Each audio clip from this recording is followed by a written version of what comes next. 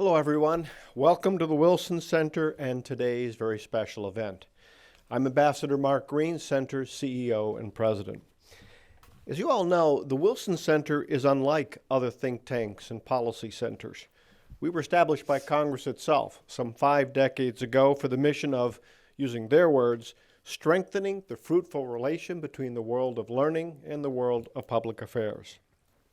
What that really means is that we're strictly nonpartisan and independent. And while others deal in data and information, we've been asked to go further.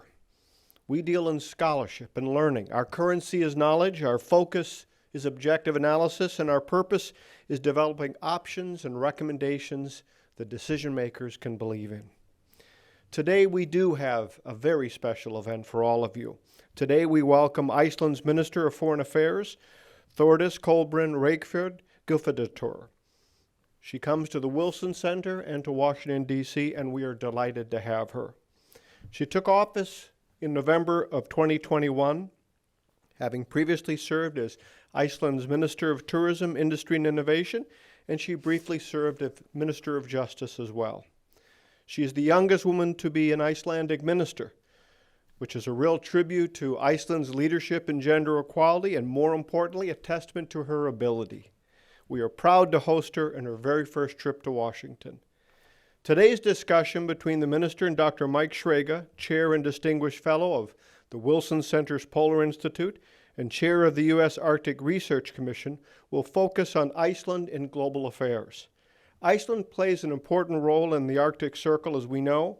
It is one of 8 members of the Arctic Council and a leader in marine environmental research and climate and green energy solutions. Iceland's chairmanship of the Arctic Council from 2019 to 2021, which the Wilson Center supported through 9 events, 2 publications, and many other modes of collaboration, reaffirmed for everyone that Iceland is a critical partner in advancing together towards a sustainable Arctic. We will also discuss the current status of Iceland-U.S. bilateral relations. They're predicated on trade, energy, and security cooperation. Quite frankly, our 2 countries view the world through the same lens. We have a focus on democracy and human rights and the rules-based order. With current affairs, especially, of course, Russia's war in Ukraine, emphasizing the need for these values-based relationships, I'll be especially interested to hear about Iceland's view on security in the North Atlantic and how the war affects Iceland's foreign policy. In these trying times, I can't help but be heartened by how closely Iceland and the U.S. are working together for a brighter future.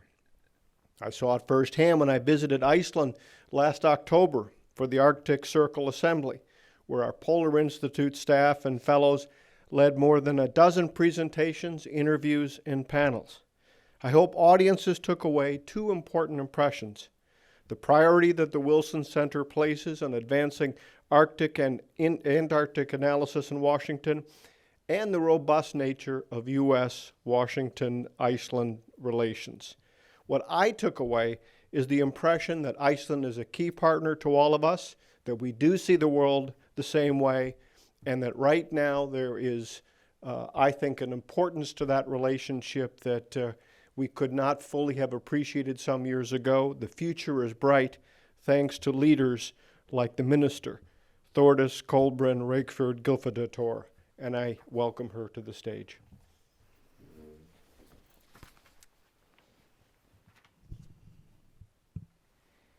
Thank you very much. It's not even always in Iceland where people try to remember all of my 4 names, so that was very well done. Well, it is a great pleasure for me to be with you here at Wilson Center. I know that Iceland has enjoyed excellent cooperation with you, in particular during our recent chairmanship of the Arctic Council. And this is very much appreciated. I'm here in Washington on my first visit as Minister for Foreign Affairs, just about 1 year from Reykjavik Ministerial, when Iceland handed over the chairmanship of the Arctic Council to Russia. At the time, there was a general certification regarding the achievements made during our chairmanship and about the pleasant atmosphere at the meeting. The pandemic was still the primary crisis on the international scene, and people were meeting face to face for the first time in over a year. We were hopeful that the first bilateral meeting between Secretary Blinken and Russian Foreign Minister Lavrov, which took place in Reykjavik, would mark improved relations between the two countries. How long ago and far away this now seems. Russia's unprovoked and brutal invasion of Ukraine, with its tremendous human suffering, has completely changed the political and security landscape in Europe and beyond. It has also fundamentally altered our perception of the security situation in the Arctic and in the waters around my own country, in Iceland. Many questions have arisen in the last few weeks as Russia's war on Ukraine progresses. Some involve hard security, not just for Ukrainians, but also for others in Europe, such as our Nordic friends in Finland and Sweden, who are currently engaging in an internal discussion that many of us are following extremely closely. Energy policies have also come under scrutiny, with dependence on Russian oil and gas emerging as a practical impediment to the West's response to Russia's aggression. For us in Iceland, with our ample energy resources, it is difficult to put ourselves in the shoes of our European friends. But it is no wonder that some decisions of the past decade or so are being scrutinized in light of Russia's aggression. And then there's the Arctic, an area that has in recent years received increased attention, both here in Washington and in capitals around the world. For Iceland, the changes happening in the Arctic have a direct impact on our environment, our economy, and our security. Arctic affairs have therefore become an important pillar of Iceland's foreign policy, and their profile has also risen to this side of the Atlantic. And of course, I, like so many others, am of the hope that the Arctic remains an area of low political tension. We talk about high north low tension, much as has been the case while the other polar region, Antarctica. However, as we know, hope is not a strategy. And while we can allow ourselves to maintain the wish that good sense and cooperation between nations prevail in matters concerning the Arctic, we must anticipate and prepare for higher tension and global power competition in the high north. For Iceland, the smallest country represented in the Arctic Council, we have emphasized that the Arctic should be a peaceful and low-tension region. Our cooperation has focused on research, the society, and sustainable development aimed at making the region livable. While a low-tension Arctic may be the ideal, it would damage a huge effort to maintain cordial enough relations between the concerned parties.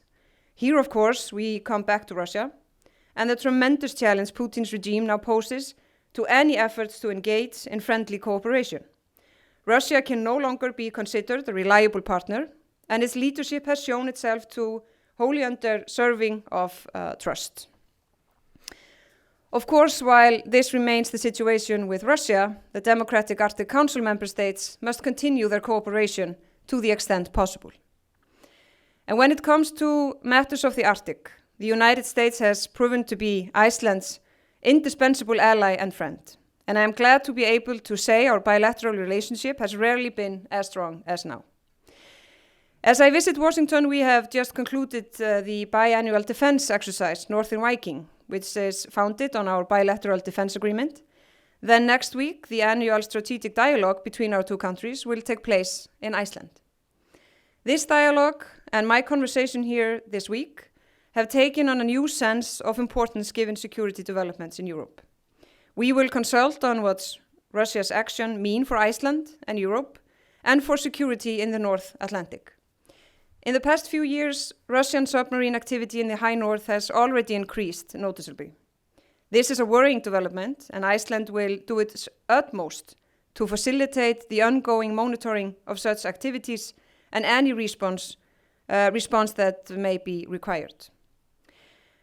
I want to underline that our relationship with the US is one that is based on deep respect for shared values.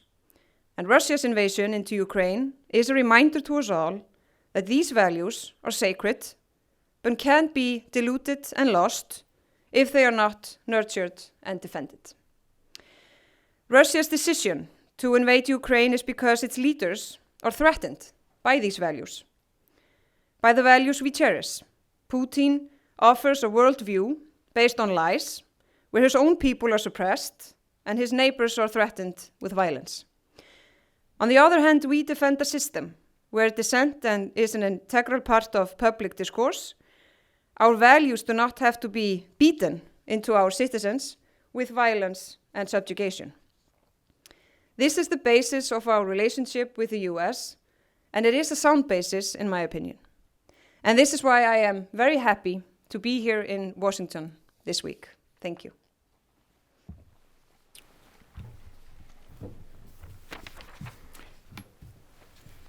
Thank you, Minister, for those opening comments. Pointed, no doubt, at the security situation, not just here in the Arctic, but globally now, and very pointed about the continued invasion and demolition of a country. The Russian Federation calls it a territory. The rest of us see it as a country. That line should not be blurred. And I think your comments certainly point that out. You emphasized a number of things: rule-based order, democracies, shared values, a vision from Russia that does not live up to those values in any way. And how interesting it all is now that for many years, many of us have talked about what concerns us about the Arctic. We were concerned about a tour ship that would get into trouble, search and rescue, our collective and shared environment, the people of the North, all people of the North, the work of the Arctic Council.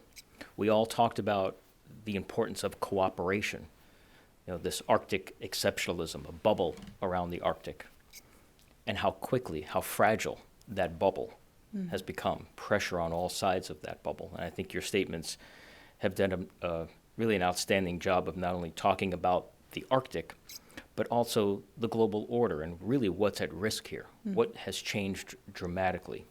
You also reinforced the bilateral relationship between the United States and Iceland, and at a point now where all nations are seeing the importance of the transatlantic alliance, the importance of NATO, the importance of constant communication with countries of shared values. We can have disagreements, but at the end of the day, we're all on the same highway going in the same direction. We might have a different lane to drive it, but we're all on the same highway. So thank you for, in a very brief period of time, covering a lot of ground, literally and perhaps even figuratively as well.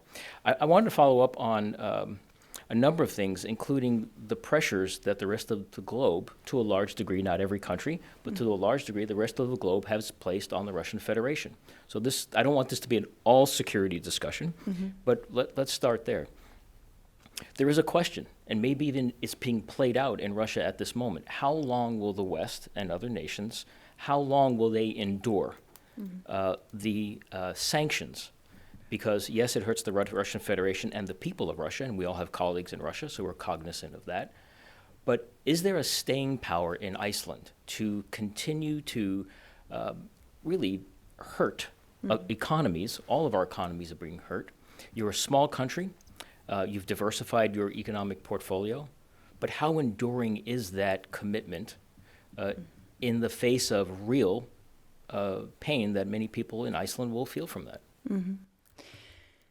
Yeah, well, this is a very good question, and the difference since 2014, when you look back and think back, maybe we should have done some things differently back then when it comes to reactions of Russians' behavior then in Crimea. But then there were maybe some controversial, there was this debate. I mean. Do sanctions work? Why are we, using them? Why are we part of it? So forth. We don't have this discussion now. And I think it took a couple of days for me as a 35-year-old to just comprehend the fact that that I was kind of living in a region where these fundamental issues were values were being attacked, I truly thought, I was told, that this part of history was just over. And, we still had, before February 24th, a lot of things to tackle and a lot of challenges and, be it climate, be it hunger, be it, all kinds of things. So now, not that it's fun, not that it gives me joy to look and see where we're at, at 2022. But still it gives me, at least I know where I stand. And I know,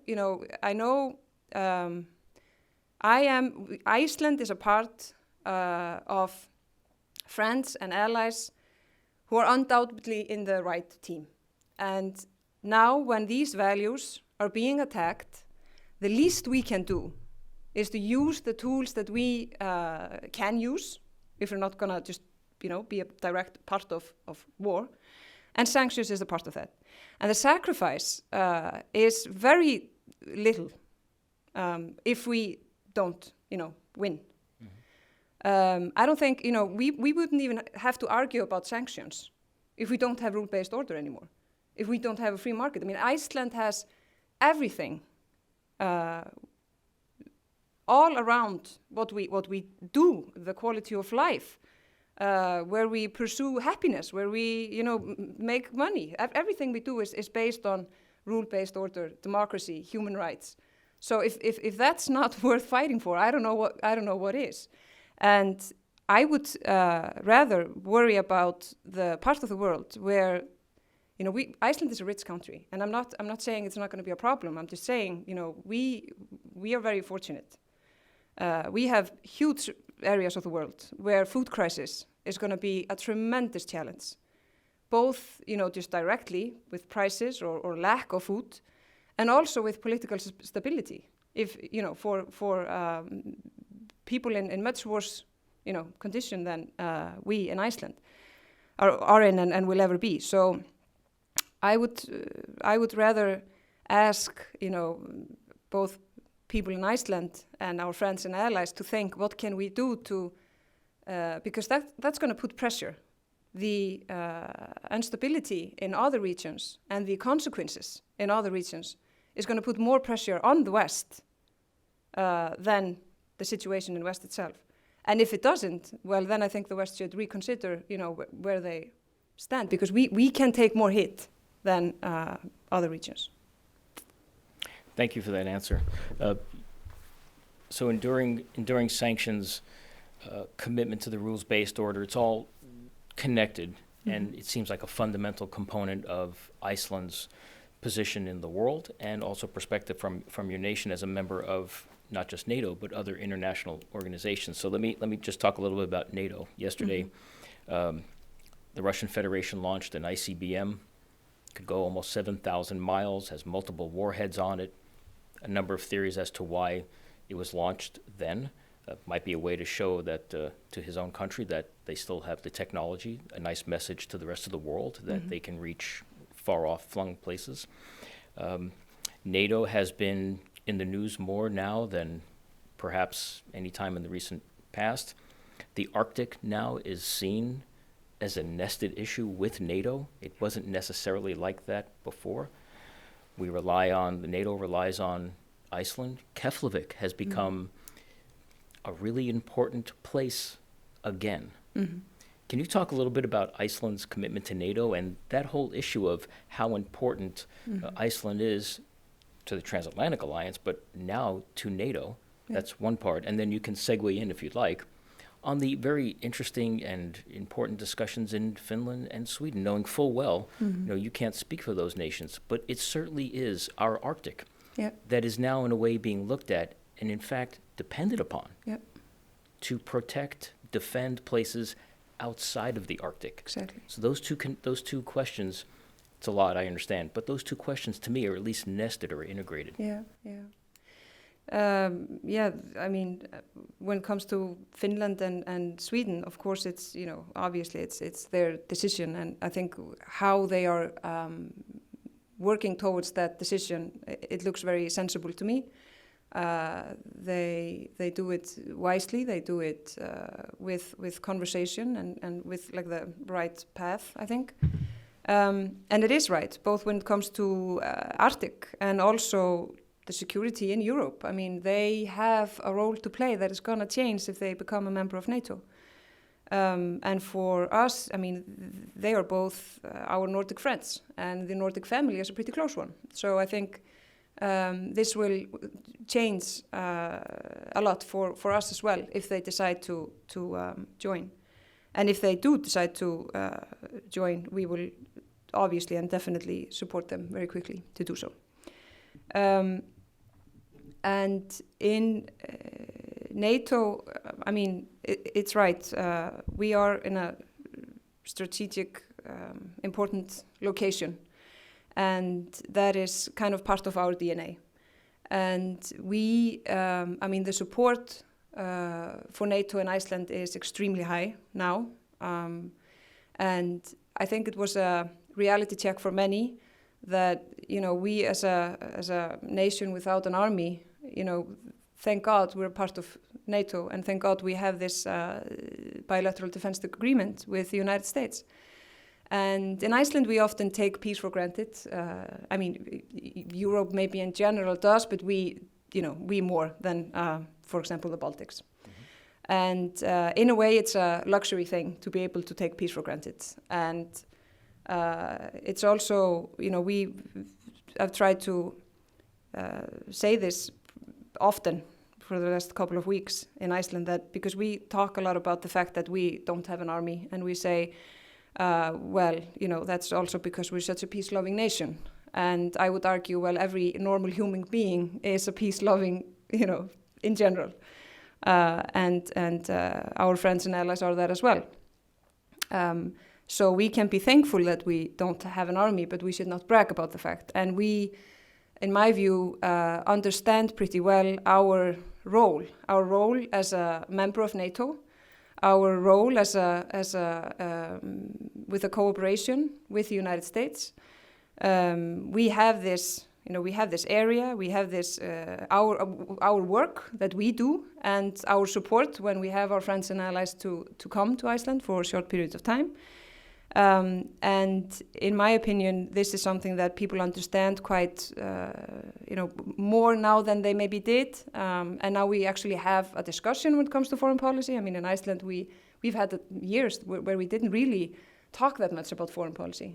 It was just not, I don't know, not that much of an interest or maybe necessity. So everything is changed now, and for us to really think about our position, our situation, our position, and our role as a nation that can, you know, we can sometimes punch above our weight. We can sometimes say things which other nations can't really say. We're not threatened by many, and we are a nation with a, you know, credibility when it comes to democracy and human rights and these values that we cherish, and these values that I kind of thought that I would not have to really talk so like openly about as it was a battle. I just thought the battle was already won.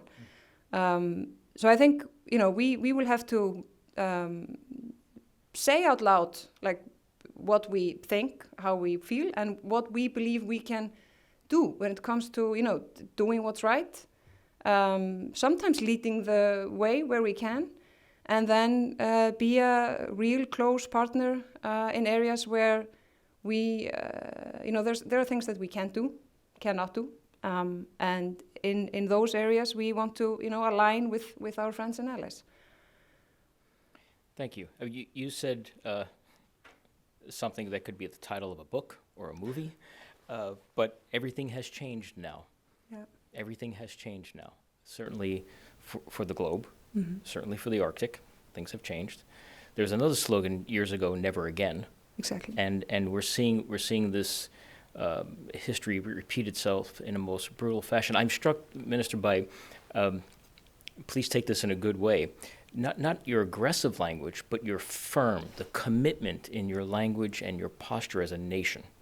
To hear that today in Washington, D.C. now, It's perhaps not a different posture from Iceland, but Iceland, like other nations, are saying it out loud, and they're saying it firmly with commitment, whether it's financial resources, military resources, the amount of meetings that are going on about what to do, with this poor country of Ukraine being invaded again, is astounding. But everything has changed.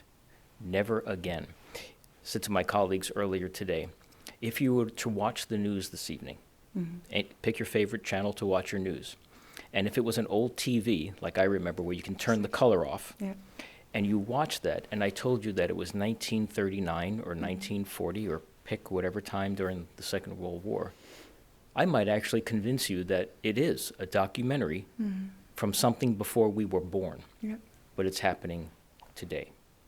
But this cannot keep us hostage to other things. Yes, we have to support Ukraine. You've said that many times, from inside of the Arctic and outside. But the work of the Arctic has to continue. It's our north, our future. You as an Icelander, me as an Alaskan, it's our home. And it's changing in dramatic ways, not just on the security landscape. So let me ask you in the remaining time we have, which is about 10 or 15 minutes, about cooperation in the north. What we all took for granted. Many of us tried to build and then took for granted. Can the Arctic Council, and it's not just the Arctic Council, it's the Nordic Council, it's all of the programs and all of the frameworks that we have set in place in the north. Can we continue our work without having Russia being involved, like they are not at the moment, in the Arctic Council? Call it what you will. But can the work of the North continue? Should it continue in some form? Environment, I mean, all of the Arctic Council efforts, and again, it's not just the Arctic Council, but can those continue in a way that is helpful to the people of the North, realizing how large Russia, how much of a landscape Russia consumes, an important Arctic country? And the second part of that is it making Arctic cooperation between the Nordics even more integrated, more firm? Are there strategies that Iceland would like to move forward that take into account what the reality of the situation is at the moment? So unfair, but two coupled questions again. Well, I think the answer to the question is that it has to continue.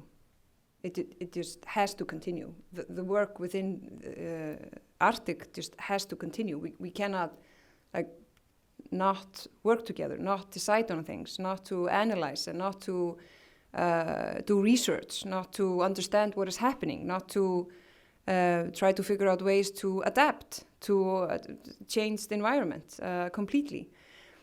The problem is how we should do it, and where we should do it, and how it should change. I mean, I remember I was at the Munich Security Conference, and just days before the invasion, it was maybe 5 days or something before the invasion, and we were discussing Arctic and Arctic Council and high north low tension. And Heather Conley asked, where should we talk about security issues if we're not talking about them within Arctic Council? And I was there and I thought, well, this is a very valid question. I'm not saying that it is ideal to import security issues to the Arctic Council. But still, I mean, there is this, you can have like a focus or a phrase or a line of work, but then there's reality. And the reality is that, everything has changed. And so I think the work within the Arctic Council will change. And I don't have the answer how that's going to look. I mean, if Russia is not part of Arctic Council, I mean, it's kind of difficult to I mean, they are part of Arctic, so what effect would that have? Could you have it layered? I mean, scientific work is different than symbolic political, dialogue and decision making and that sort of thing. Now I'm just speaking out of my thinking out loud. It's nothing because we will have to figure out a way to sit at the table and get things done and research and understanding and for that, we need scientists, we need cooperation, we need the nations to work together. And then, of course, I mean, if Finland and Sweden will be part of NATO, you will have a different dynamic when it comes to the Arctic. I mean, that's no news. That's just how things work. So I think we will have to find ways to work still close together. The Arctic Council is one thing. We have Arctic Circle, which has been a very important area for all kinds of discussions. And then it's also, and it might be sensitive to talk about, but I mean, you mentioned oil and gas in Russia. For us in Iceland, it's easy for us to use big words when it comes to buying oil and gas from Russia, because they don't cost us anything. So it's kind of I try to know my place in that discussion, because we don't use gas and we buy oil from our friends in Norway. But still, what we've learned is that we don't want to be so dependent on nations which we don't want to be dependent on. And that is for energy, whatever the source is. And that's also for minerals. So if you look at, it's the people living there, it's the climate, it's the scientific work, it's the resources. And this is all very, it's complicated enough. And so it would be very ideal to be able to have it still continuously high North low tension.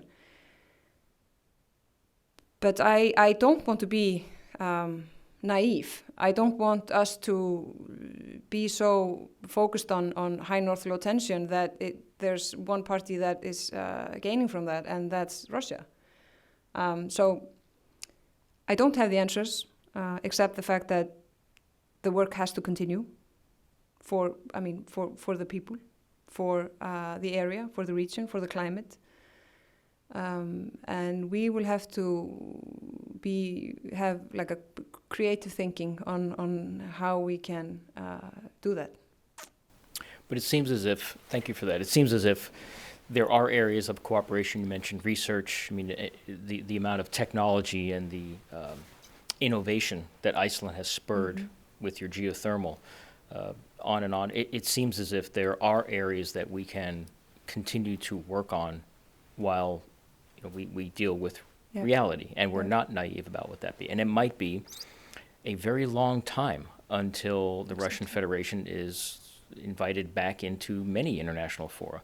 So I don't know that the Arctic can wait. Certainly our communities can't wait for basic research to be done, for applied research, for trade, for blue ocean economies, for making sure our environment is safe and healthy, for discussions like this. Can't be held hostage. I'm mindful of the time. We have just a few more minutes. I want to ask you, unrelated to the Arctic, but now, I'm going against my own narrative, which is you can't take the Arctic out from anything. We are now integrated, socially, economically, politically. The Arctic is now, we are global. We're global. So when you leave Washington, when you're done with all of your meetings, what does the plane ride back to Reykjavik look like for success? If you said, I've had a successful visit to Washington, D.C., what would you like that narrative to be when you get home? That you were able to accomplish these different items? What are they? Well, as for my first visit as a Minister for Foreign Affairs, part of the meeting is to touch base. So it's good to have to get the feeling in your fingers and to have a better overview and try to figure out where you need to go deeper.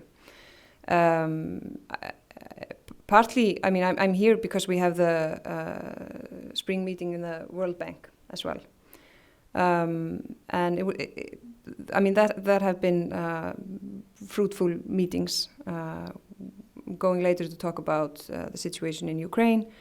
But I think I would say that the meetings in Pentagon and to try to strengthen and deepening relationship and cooperation between Iceland and the United States when it comes to security and defense, which is not it's not a technical issue like it some would think, or in peacetime it partly is. So I would say that I'm going home. Well, first I go to New York, but after that, I'm going home with a more. I know that there's a win-win situation for Iceland and the States to strengthen the relationship between our two countries, and I also know that that's the right thing to do, and it's good for it's good for the region. It's good for transatlantic. It's good for NATO. So it is a good feeling the feeling that you're doing the right thing and you're doing some good. And I hope that when I go back, I will have that feeling, because it's like I mentioned earlier in this discussion. It is pretty surreal to, like you talked about the television and the color of it, that you're kind of living history, and you're making decision, and you're talking as the as the face of Iceland and other countries in a world where I truly thought that I would only read about in history books. So it's a good feeling when you know you're doing your best and you're doing good, and you're trying to make your region and the world kind of keep it on track, and like you said, it's very fragile. It's kind of at least it's good to know what you're fighting for, and it's worth fighting for. So it's a reaffirmation to the United States, Iceland's position. Yeah. It's reaffirming the bilateral relationship. Yeah. It's reaffirming Iceland's position in a multilateral setting. There's, of course, an emphasis on security matters at the moment. Mm-hmm. But with the World Bank and others, there's also trade narratives. Yeah. There's other cultural exchanges. So the work continues, not just related to Ukraine. Mm-hmm. But it very much seems like this visit, of course, you're first to the States in your current position, but this is at a most consequential time, not just for Iceland, mm-hmm. but for the globe. Yeah. And as you said, to be in your position at this time, reaffirming to the United States of America Iceland's position vis-a-vis Ukraine, but also its commitment to the rules-based order, is significant. I want to thank you for taking time out of what is an impressive agenda that you have here in Washington, D.C., really aggressive, and for talking to us about not just the Arctic, and for, I think, highlighting that countries like Iceland and Canada and the United States and our Nordic, all of our friends in the North, that we are worried about the North. We're concerned about the North in so many different ways. We have great opportunity in our North. We're changing with a landscape that is so dynamic, and now we have thrust upon it a security aspect that none of us would have dreamed of a little bit ago. But thank you for reinforcing the Arctic's position in all of this, that we are truly connected. We are part of the challenges. We're part of the solution sets, and for highlighting Iceland's position.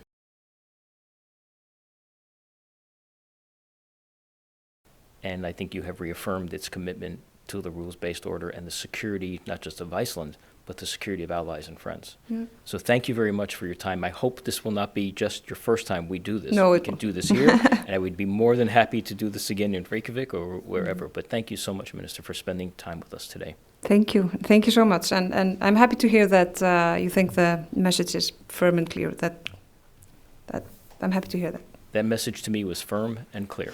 Thank you. Thank you so very much. And thank you all for watching. We appreciate your time today. Thank you.